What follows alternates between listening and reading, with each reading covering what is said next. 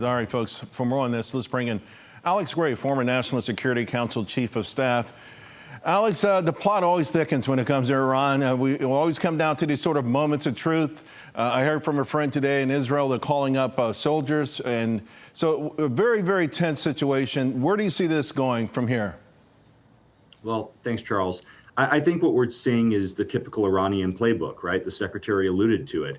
They negotiate in bad faith. They have no intention and never had any intention of actually following through on commitments that they made. For the Iranian regime, the negotiations are always about delay, delay, delay, to buy time to do what they've always wanted, which is to continue to project violence and discord and terror across the Middle East. And so I think where this is headed is the president's he's taking precautions. He's preparing our assets and our forces to be ready to give him options. And he's making sure that our diplomatic personnel or military personnel are protected if he has to go in and take kinetic action. Because again, Charles, the Iranians never operate in good faith. Alex, earlier in the week, I read where there's some sort of compromise with respect to Iran being able to develop nuclear materials for energy and power. Is that the case, or do they have to just cease any kind of enrichment program? All the enrichment programs? Well, Charles, I think that sounds a little too much like the Iran nuclear deal, the JCPOA of the Obama era, for my liking. I think that gets us a little too close to exactly what the Obama administration was trying to offer them 10 years ago that President Trump rightly ended in his first term. I think this has to be complete and total destruction of their nuclear program, whether that's diplomatic or otherwise, as well as their missile program, as well as the ability to use proxies like Hezbollah and Hamas to spread terror across the region. It's got to be an entirely changed Iranian tool set. Well, another thing that harkens back to the Obama administration is the line in the sand that doesn't matter. President Trump, of course, his lines in the sand have mattered. He's given a potential timeline. If nothing happens, if there's no significant progress by that timeline, how do you envision things playing out? Well, Charles, as you pointed out, one of President Trump's superpowers on the world stage is credibility. The fact that leaders know he says what he means and he means what he says. And it's given the United States, particularly after Obama and Biden, enormous negotiating leverage and power from Asia to the Middle East to Europe and everywhere in between. I think the president, nothing has ever changed in the president's calculus, as far as I've ever seen, that when he makes it clear that he has a red line, he enforces that red line. It has always been that way, and it has been a source of enormous success for him across two administrations. The USS Gerald R. Ford is not parked outside of Iran right now. It's parked outside of Israel. Is there some significance to that?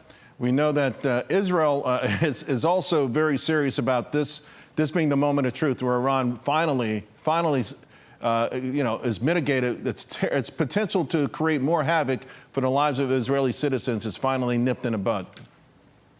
Well, Charles, part of what having that strike group there does outside of Israel is it provides additional air defenses for Israel and various potential Israeli targets of Iranian retaliation. Obviously, the Israelis have a very robust missile defense themselves, but putting that carrier there provides additional coverage, not just for Israel, but for assets, American and allied, across the region. So it's an enormous tool of American power, both offensively as well as defensively. The role of China, it's always interesting when you hear talk of shutting down the Strait of Hormuz, since it's necessary for Iran to use it to get oil to their number one customer right now, who is China. They've been very quiet about this. Earlier, our reporter mentioned a lot of nations are asking their citizens to leave. I'm not sure if that's the case with China. How do you see China's reaction and role with trying to resolve this issue? Well, the Chinese have two goals in the Middle East, and they always have. Their first goal is access to oil so they can power their economy, keep the CCP in power, and build their military machine for ultimately trying to push us out of Asia.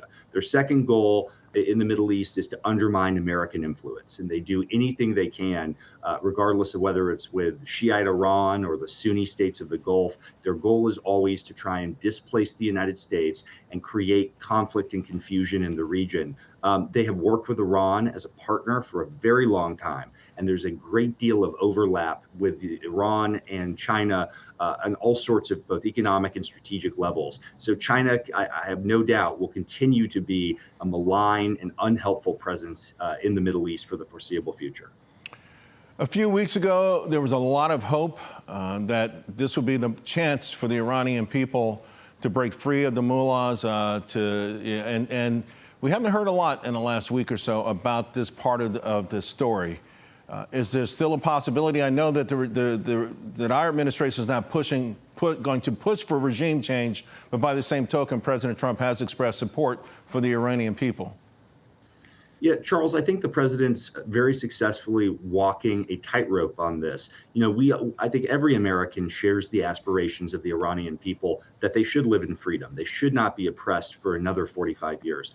They should have the right to elect their leaders. They should be able, women should be able to live without fear of being beaten in the streets.